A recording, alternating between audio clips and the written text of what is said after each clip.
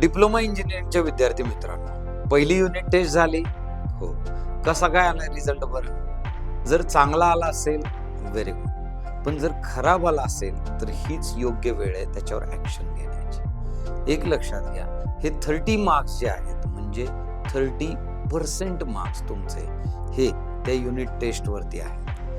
तुमचं पासिंग के स्कीमला combine passing आहे. Combine पासिंगला तुम्हाला 70 पैकी किती पडतायत हे स्कोरिंग पार्ट, आणि 30 पैकी जर 30 पडले असतील चांगली गोष्ट आहे, पण जर पडले नसतील तर दुसऱ्या युनिट टेस्ट साठी काळजी घ्या, कारण ॲव्हरेज जे आहे हे वाढवलं पाहिजे तुम्हाला. मग जे टॉपिक्स तुम्ही आता चुकीच्या पद्धतीने अभ्यास केले ते व्यवस्थित अभ्यास करा, नीट पेपर लिहा, रिप्रेझेंटेशन प्रॉपर ठेवा आणि चांगले मार्क्स मिळवा, जेणेकरून तुम्हाला ॲव्हरेज स्कोर हा वाढवता येईल.